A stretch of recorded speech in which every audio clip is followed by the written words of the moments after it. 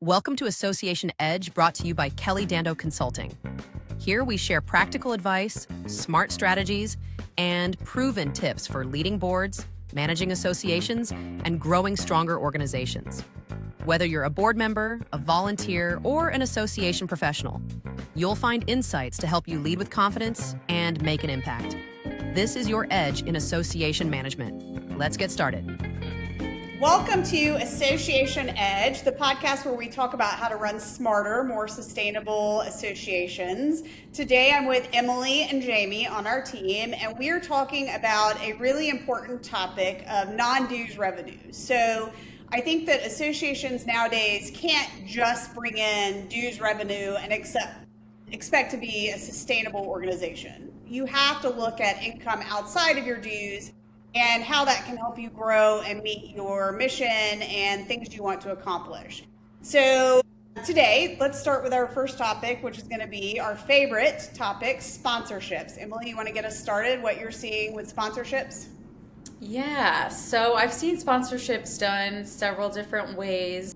Some of my clients or chapters will do yearly sponsorships where they'll charge a higher price, but you pay that and then you're in for the year. You're included in all of the signage for the year. You're a sponsor of every event. Some of them do it per event where you'll have a few sponsors, and those are usually lower levels of sponsorships. So there's definitely a couple of different ways you can do it. I think personally it is a little bit easier with doing the yearly sponsorships. I think it just makes it less work for the board members and for the sponsorship committee. But that's definitely something to discuss with the committee and kind of see what buy-in you get from sponsors when you're starting your program. I think that that's a really good point too when you're thinking about the companies that you're partnering with, your donors, to make one ask a year versus going back over and over and over again. I just think it looks better on the organization, the association, when you're just making one ask a year. Well, and a lot of our associations include attendance for events as well. So it's really great when you're thinking about planning events and the head count that you've got. You say, hey, we have these 18 sponsors. They each get a meeting attendance, right? So you're guaranteed at least those 18 people at an event. So that makes sense to me. So here's a question for the two of you. Let's say you're a new association or you've never had a sponsorship program before. How do you all get sponsorship programs started for chapters like that? Jamie, we'll start with you. Yeah, I think a lot of people can get hung up here on what to do. It's a big transition to go from not having a program like this to creating one. So fortunately, we work with a lot of different clients who have a lot of different sponsorship options. So I think it's a good idea to look at another association that's about your same size and try to scale it that way. You want to make sure that the amount that you're asking for in your market is reasonable. You don't want to come out with this super high number and then not get anything. But I also think it's important to know your value, what you're offering these partners throughout the year. Yeah, I agree. I think start with a committee. If you have enough people, get a few committee members together to start the sponsorship team and then have them go out, kind of do some field work, see what companies, start with their own companies, see what companies would be willing to pay, make sure you market appropriately, letting donors know this is exactly what you'd be getting with your sponsorship, here's why it's valuable, that kind of thing.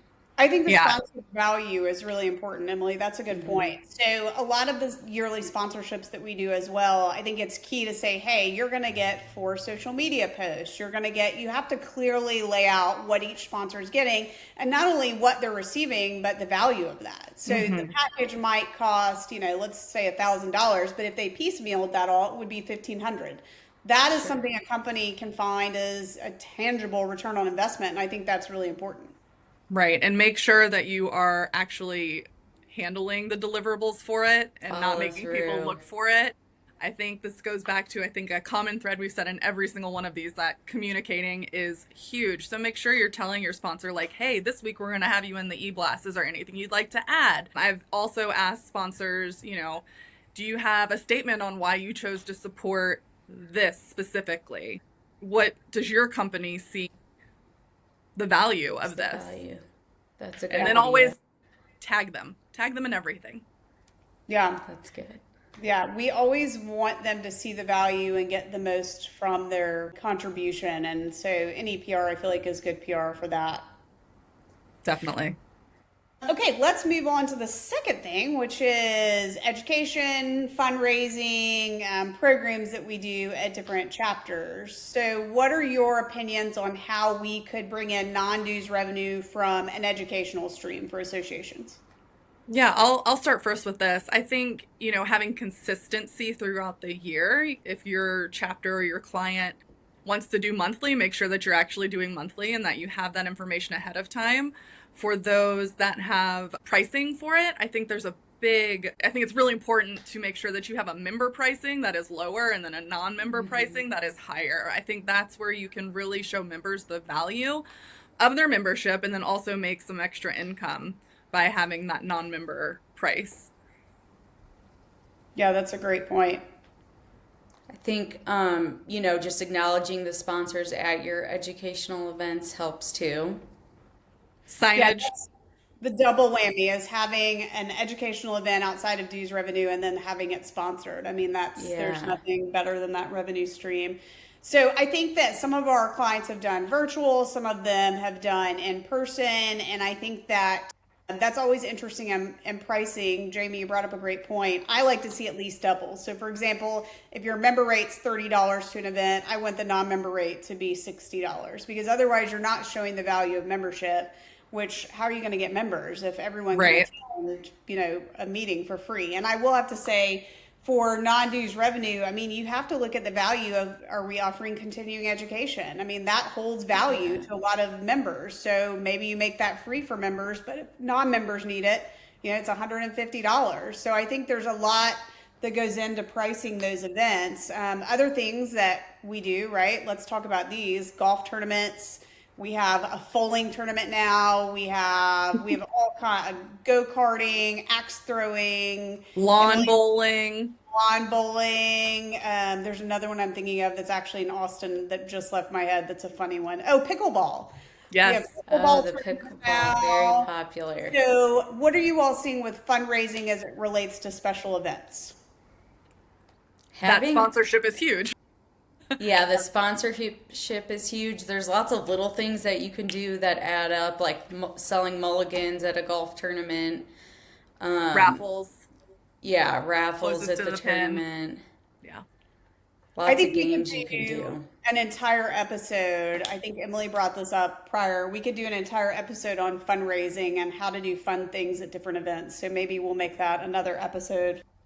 I Yeah, think definitely, but I also think for these special events, make sure you're setting goals each year. I've seen a lot of clients who maybe that's just good. expect to bring in the same year over year, and growth is always something that we're trying to reach for. So make sure that you have a plan to get your current sponsors, but then go to new people too. So if you have some new members with a company that you haven't worked with before, definitely get a nice package ready for them to review, and hopefully they'll come in and support.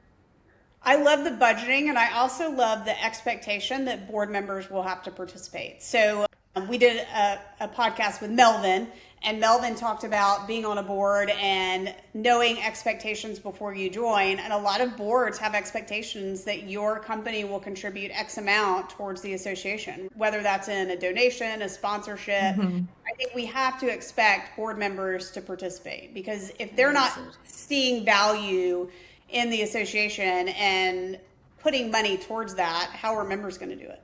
Exactly. Yeah, leading by example. So this a lot of times is somewhat controversial in that we don't do this a tremendous amount, but there are other outlets for revenue. So you've got job boards, you've got advertising. So certain clients will charge to advertise something on the website. You get your logo on the website for 6 months for X amount of dollars. You pay $60 to post a job. So what are you seeing? Do you all think that those are effective ways to bring in revenue? What are your thoughts on doing something like that? I think they I can be, yeah, I but think go ahead. Sorry. Oh, I was just gonna say, I mean, every little bit helps. It kind of depends on how much work you're putting into it. But the one thing about like social media and advertising it on the website is that it doesn't take much time or effort or cost. So that's an easy thing you can give away Right. at a decent price.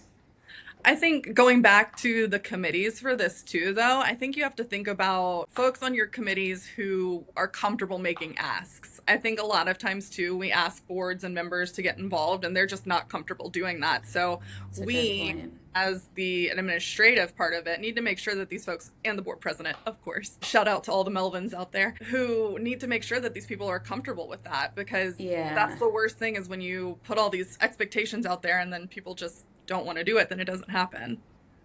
Yeah, Yeah, that's so setting them up for success. Totally.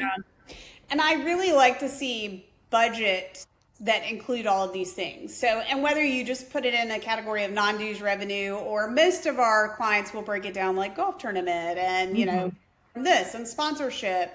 And then knowing, I think the biggest thing for an admin is keeping track of it. So knowing that, hey, this sponsorship expires this month, and a lot of our clients will just re-invoice. Sometimes they don't even call, and the company appreciates that. You have the same sponsor for 5 years. They might not want to talk to you. They just want to get an invoice and move on. So it's also knowing how they feel about how they're supposed to get billed. Is an auto bill thing? Are we invoicing them? So, and then, I feel like any dues income, Emily's right, is good dues income, right? Any income that we're making beyond dues, I think is helpful.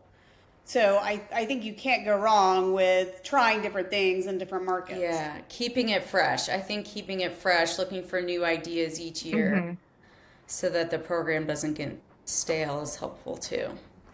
Yeah, and a lot of times when we tie fundraising to some sort of charity or an end result, I feel like we get better participation. So if we have a golf tournament that benefits a scholarship fund, then we'll get better results. What do you all think? I 100% agree with that. And Oh, I think yeah. it's so good to market that early.